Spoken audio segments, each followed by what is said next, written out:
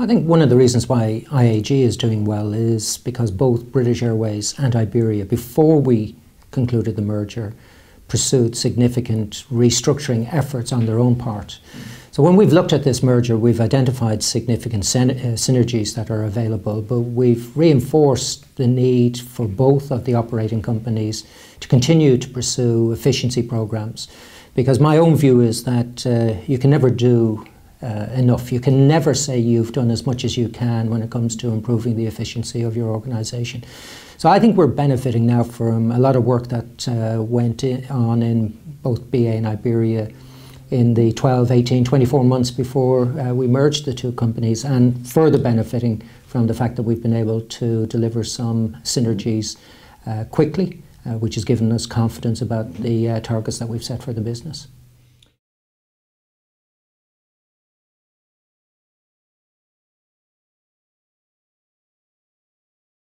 I think the challenges facing IAG are similar to a lot of airlines. We're operating in uncertain economic conditions. Personally, I think the conditions are better than portrayed by the media, but the fact that the portrayal of the global economic environment is so negative, that's having a drag on business confidence, and certainly I think impacting on consumer confidence as well. So when you're operating in an environment where there is growth opportunity, but little appetite for risk, making decisions, deciding on what you're going to do 3, 6, 12 months from now is actually quite difficult. And we're further challenged by the volatility in the oil price. Oil is our single biggest cost, represents typically around 30% to a third of an airline's cost base. And we've seen significant movement in the oil price. We almost have a contradiction, a view that economic conditions are weakening, but the oil price is strengthening. Today, the oil price was up near $112 a barrel. A week ago, it was dipped below $100 for the first time in months. So it's a very volatile environment, and I think challenging for everybody.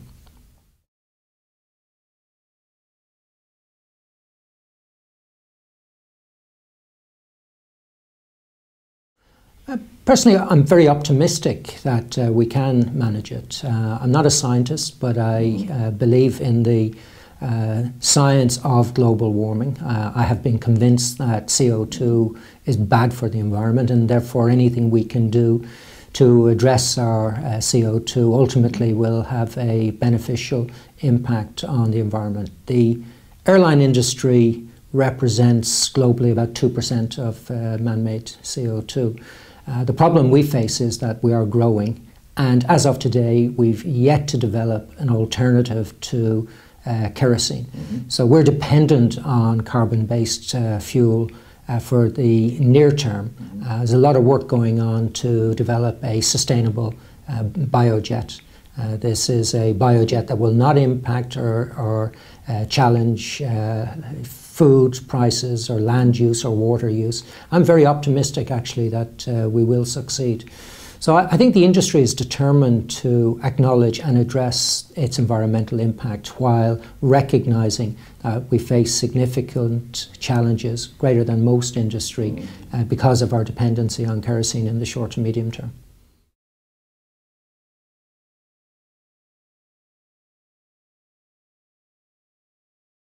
Well, I take a simple view that we are stronger together. The airline industry is very fragmented. I saw some figures recently where it said there are about 1,100 airlines in the world, and over half of those were formed in the last 10 years. And in that 10-year period, the airline industry lost almost $30 billion.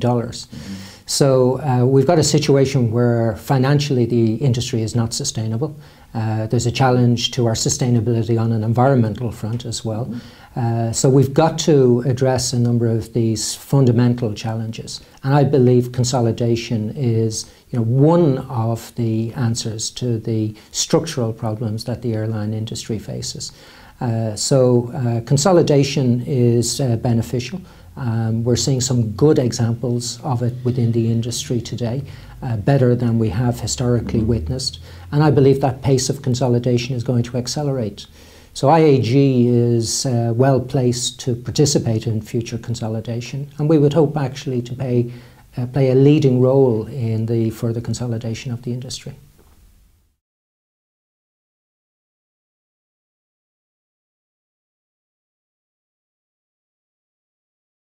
Yeah, I think it's a very provocative statement, and I can see some truth in it, and I think I need to challenge it as well. Language is very important in trying to put any businesses together. You've got to be conscious of the language that you're using. Where you're pursuing an acquisition is very clear. It's somebody is the aggressor, somebody is going to be acquired. Trying to convince people of the need to get together, to consolidate, to merge, you need to use very careful languages. If you talk about one being the acquirer, the other the acquiree, I think that risks upsetting people. And the reality of it is a lot of these deals fail because of the softer people issues. You know, the business logic is very clear, but unless you can convince people to participate, unless you can convince people that they should support it, well then you risk these mergers never getting off the ground. So to my mind, the use of the word merger can be very important. I think once the new entity has been created, well then there clearly has to be a leader within that merged or new entity. And I think that is something that develops very quickly and is established very quickly because all businesses need to know who's in charge. All businesses need to have a focal point. And you know, from that point of view, it can often be perceived later on that one part of the business acquired the other. But the structure that we've put in place in IAG, I think, recognises that it's a sensitive issue, but reflects, you know, or recognises equally that there has to be control, and that control has to be effective, or your shareholders will not support the deal.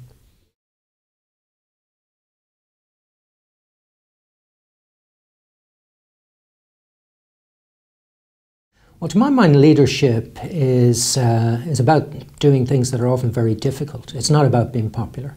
A sign of a true leader to me is somebody who can deliver bad news. Lots of people like delivering the good news. I've seen that in my career.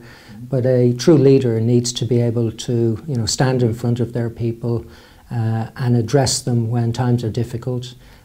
Deal with the difficult issues, and I think the best way to lead in any organisation is to be open and honest. Treat your people with respect, treat your people as intelligent, people who understand the challenges of the business. Many of them will understand it better than you because they're involved in aspects of the business that you may never have seen. And you know, bring them together to support you in dealing with challenges. And to me, that requires honesty, it requires integrity, it requires good communications, it requires an ability to get on with people. And you can manage from within a locked room. You know, you can manage a business using a computer and a telephone. But to lead a business, you've got to get out of that locked room. You've got to be able to talk to people. You've got to be able to convince people. And I think that's what sets apart good managers and good leaders.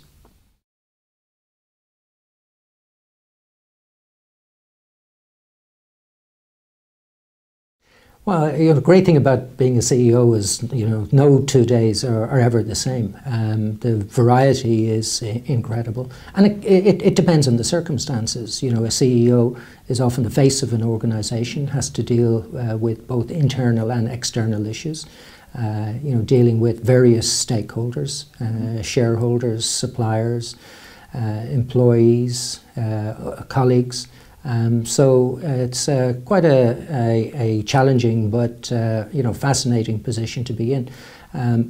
To me, it all revolves around dealing with people. You know, shareholders are people. Ultimately, you're going to have to interface with investors, investor representatives, analysts. Your stakeholders, your suppliers. You know, they're not just big companies; they're people behind those companies.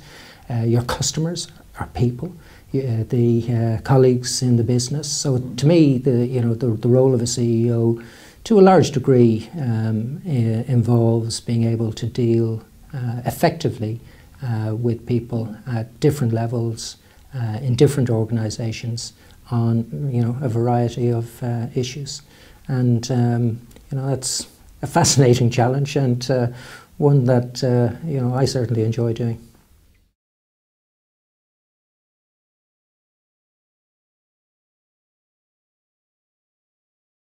It's a critical relationship.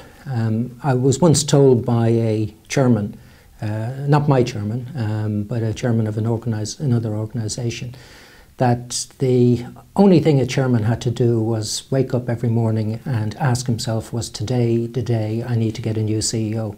I think it goes beyond that. The line between responsibilities of a chairman and responsibilities of a CEO is very important for both to understand. I think communication between the two is absolutely critical. The chairman needs to be able to challenge the CEO, but ultimately, of course, the chairman may have to decide that the CEO is not the right person to run the business. So they need to demonstrate to people that they work together, but equally demonstrate that they're not one and the same. Because for a chairman to be effective, I think the chairman has got to be in a position whereby he can challenge the CEO. And that process of challenge and response, if you like, I think is important for the success of any business. So the relationship to me is absolutely critical. They clearly have to respect one another, but be prepared to challenge one another. And that, I think, gets the best out of both the chairman and the CEO.